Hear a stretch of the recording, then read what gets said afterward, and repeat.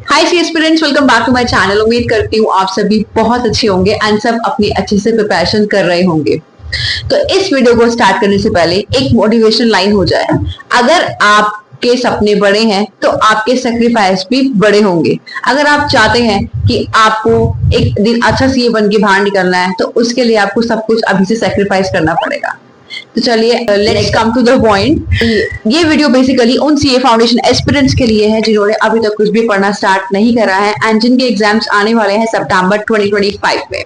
तो प्लीज इस वीडियो को एंड तक जरूर देखना है और हाँ, बिना स्किप किए इसको एंड तक देखना है। आप देखो, अगर आपने गलती से भी स्किप कर दिया ना तो इट मे हैपन कि आपको इंपॉर्टेंट टिप छोड़ दें और आपका लॉस हो जाए। तो मैं ये बिल्कुल नहीं चाहती कि आप मेरे प्यारे से बहन भाइयों को लॉस हो। तो इस वीडियो को आपको एंड तक जरूर देखना है एंड हाँ, 90% तो मुझे लगता है कि आपको इस वीडियो से कोई ना कोई वैल्यू जरूर मिलेगी। तो चलिए लेट्स स्टार्ट द वीडियो।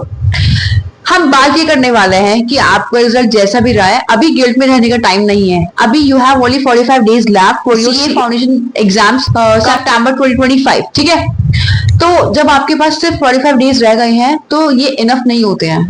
आपको बहुत कुछ करना पड़ेगा, जैसे कि राइटिंग प्रैक्टिस, अपने नोट्स बनाने पड़ेंगे, mock test papers, PYQs, RTPs practice करने पड़ेंगे। स्टडी मैट को 3 to 4 टाइम्स रिवाइज करना पड़ेगा, रीड करना पड़ेगा। ठीक है ना, हर एक सब्जेक्ट को बार बार रिवाइज करना पड़ेगा और डेली का रिवीजन डेली करना पड़ेगा। तो इन सब के लिए ना 45 डेज आर नॉट इनफ। ठीक है ना, अगर आपको लग रहा है कि हमारे लिए बहुत है तो आप बहुत बड़ी गलत फहमी में है। अपने पास एक्सपीरियंस से मैं बहुत अच्छे से जान चुकी हूँ कि 45 या 50 डेज में ना बहुत अच्छी प्रिपरेशन नहीं होती है। अगर आपने पहले से कुछ पढ़ रखा है और आप फिर से अटेम्प्ट देना चाह रहे हैं तो आप तब कर सकते हैं। आप कह सकते हैं कि हाँ, हमें आइडिया हो गया, हमें इतना एक्सपीरियंस अब है कि हम इतने डेज में पढ़ के अच्छा स्कोर कर लेंगे। तो प्लीज मेरी बात पे गौर फरमाइए। मैं आपको जरा सा भी इतने से पर्सन बुरा नहीं चाहती हूँ। मैं चाहती हूँ कि मैं अपने बहन भाइयों का अच्छे से ख्याल रखूं, उनको टाइम टू टाइम अपडेट देती रहूं रिगार्डिंग सीए एग्जाम्स। तो सबसे पहली बात, आपको क्या करना है, आपको लॉ प्लस मैथ से स्टार्टिंग करनी है।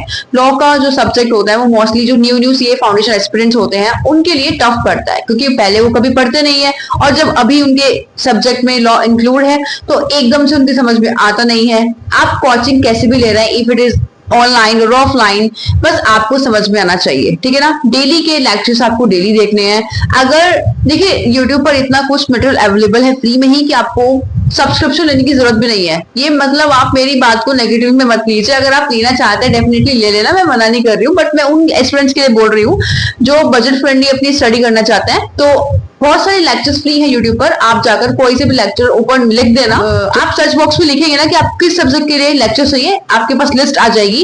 ये मैं बात उन स्टूडेंट्स के लिए कह रही हूँ जिनको आइडिया नहीं है कि यूट्यूब पर फ्री लेक्चर्स अवेलेबल हैं। ठीक है, अब बात करते हैं मैथ्स की। मैथ्स आपको डेली प्रैक्टिस करनी है। 2 आवर्स डेली आप मैथ्स को देंगे, क्योंकि मैथ्स एक ऐसा सब्जेक्ट है अगर एक भी दिन प्रैक्टिस नहीं करेंगे ना तो आपकी जो ग्रिप होती है वो खराब हो जाती है। मैथ्स के ऊपर आपका होल्ड खराब हो जाता है। फिर आप सपोज आपने मैथ्स को छोड़कर बाकी सब्जेक्ट्स को प्रायोरिटी पर रख लिया है और आप सोच रहे हैं कि मैथ्स को बाद में प्रैक्टिस कर लेंगे, तो आप बहुत बड़ी गलत फहमी में है। मैथ्स को आपको डेली प्रैक्टिस करना है। अगर आप डेली प्रैक्टिस नहीं करेंगे तो जितना आपने अभी तक प्रैक्टिस करा है वो सब भूल जाएंगे। एग्जाम जब क्लोज आ जाएंगे आप तब हाथ में कॉपी पेन लेकर बैठेंगे प्रैक्टिस करने के लिए, तो पॉसिबल नहीं हो पाएगा कि आप हर एक चैप्टर प्रैक्टिस करें। ठीक है, अभी भी आपके पास टाइम है कि आप मोस्टली चैप्टर्स प्रैक्टिस कर सकते हो, लेकिन जब एग्जाम क्लोज आ जाता है ना तब वो टाइम आ जाता है कि आप सिर्फ इंपॉर्टेंट चैप्टर्स प्रैक्टिस करते हो। तो अभी फोकस करो, जितना आप कर पा रहे हो उससे ज्यादा कर लो। ठीक है, मैं आपको पूरा 100% तो नहीं बोल रही हूँ, बट आप 70 to 80% तक तो जा ही सकते हैं ना।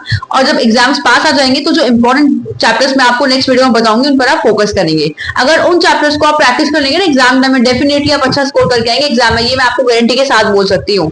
नेक्स्ट बात करते हैं इकोनॉमिक्स की। इकोनॉमिक्स में आपको डेली रीडिंग करनी है। आधा घंटे की कर लीजिए, बहुत है, लेकिन वो इफेक्टिव होनी चाहिए। जब आप आधा घंटा रीडिंग करने बैठेंगे ना उसके बीच में आप कोई फोन यूज नहीं करेंगे, कोई लैपटॉप यूज नहीं करेंगे, कोई सोशल मीडिया स्क्रॉल नहीं करेंगे। इन बातों का आपको ध्यान रखना है। उसके बाद हम बात करते हैं कौन सी, हमारा सब्जेक्ट रह गया अकाउंट्स। देखिए भाई साहब, अकाउंट्स एक ऐसा सब्जेक्ट है, मैथ्स की तरह न्यूमेरिकल सब्जेक्ट है।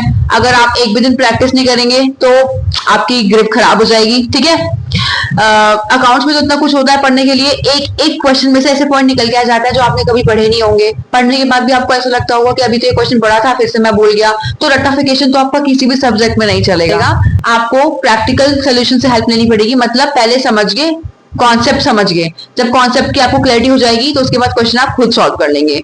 तो ये थी हमारी स्ट्रेटेजी और इसको फॉलो जरूर करिए। अगर आपको अच्छी लगी लाइक करिए, शेयर करिए अपने फ्रेंड्स के साथ और हाँ, हमारे चैनल को सब्सक्राइब करिए सो दैट मुझे भी सपोर्ट मिले कि मैं आपको और ज्यादा से ज्यादा ऐसी वीडियोस प्रोवाइड कर सकूं। तो चलिए मिलते हैं नेक्स्ट वीडियो में, बाय।